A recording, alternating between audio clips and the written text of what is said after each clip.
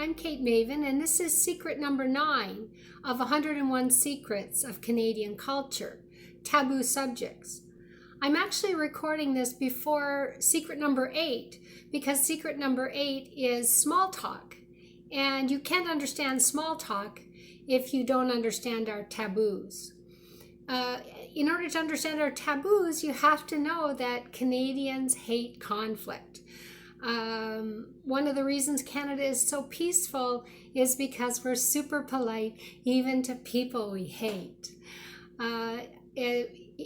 You might feel that Canadians are not very genuine when you're dealing with us because of this, but it's part of our culture to be polite. And a big problem with that is that there are then lots of taboo subjects, and then you need to be able to talk about the weather if you want to make friends. And in the next secret, when I do tell you about small talk, we'll talk about some of the things that you can talk about besides the weather. So taboo subjects, the main 4 taboo subjects in Canada are age, money, religion, and politics. Now, in some countries like Korea, for example, you have to ask somebody's age because you need to change the language to suit whoever the older person is. But in Canada, we normally don't ask each other's age, and you can tell. One of the things about taboos is you can tell anything you want to tell, but you shouldn't ask. So people don't ask each other's age because there's ageism. And in my book, 101 Secrets of Canadian Culture, I explain some of the negative things about Canadian culture, and ageism is one of them. So because there's this prejudice against age, we don't like to tell people how old we are. I don't want you to judge me based on my age. And if I was looking for a job, for example, I would dye some of these gray hairs. I'll get more into that in another secret. So we don't talk about age and we don't ask about age. If you do want to ask my age, you could say something like you need to ask permission to ask. It's called an embedded question. So do you mind if I ask your age? Or would you mind telling me how old you are? That way you're asking permission to ask a personal question, and the person can answer, I'd rather not say. Or they can answer, I'll tell you when I know you better. One of my students taught me that response, and I think it's pretty good. So don't ask my age. The other thing we don't talk about is money. And in almost every other culture of the world, talking about money is a main subject of conversation.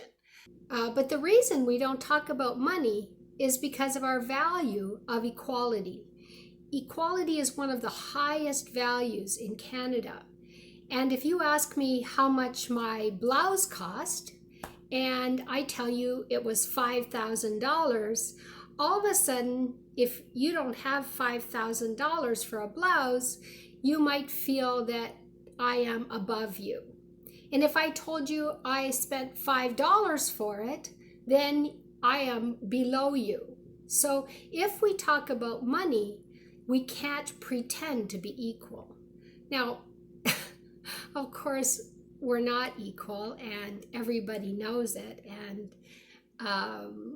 it's a funny part of our culture that we're going around pretending we're equals when we're really not. But we don't talk about money. It's quite a strong taboo. My brother doesn't ask me how much money I earn. Pretty much the only person that asks me about money is my mom. Mothers have free reign to ask anything they want, I think.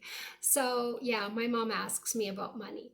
Now, I want to tell you, you can tell anything you want. So if I want to say, oh my God, I got this on sale for $25, people will easily tell if they want to, especially if they got a bargain, because everybody loves a bargain.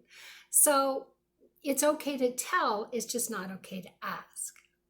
If I bought a house and you really, really want to know how much I paid for the house, again, you need to use the embedded question. Would you mind telling me, or is it, can I ask how much you paid? So we ask to ask. Can I ask how much you paid for your house? Then the person can give you an answer. They might give you a vague answer like a lot, or too much, or a good price.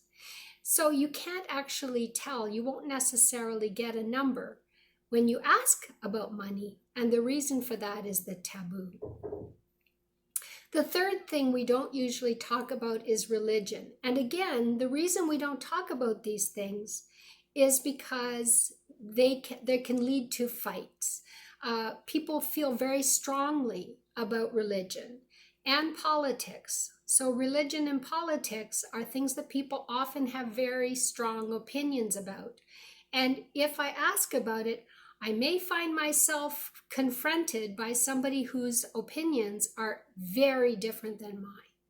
And we want to avoid that because we don't want conflict.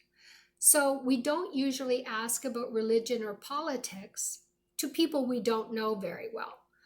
In my family, we can talk about anything. We often talk about religion, and we often talk about politics. And with my best friends, I might talk about religion and I might not. I might talk about politics and I might not. It depends on the friend. Some people are open to discussing things and to hearing your opinion when it's very different from theirs. But some people who I love very much are not very good if you disagree with them. And so in order to avoid that conflict, we may just avoid that subject. So age, money, religion, and politics are basically off the table with colleagues and with acquaintances. If you're dealing with someone in business or you are in school and you have a classmate, these would not normally come up.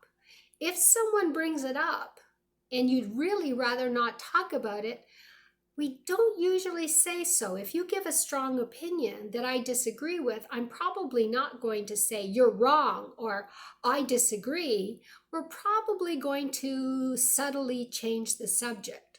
So if you say Donald Trump has been so good for America, I might say I'm not interested in politics.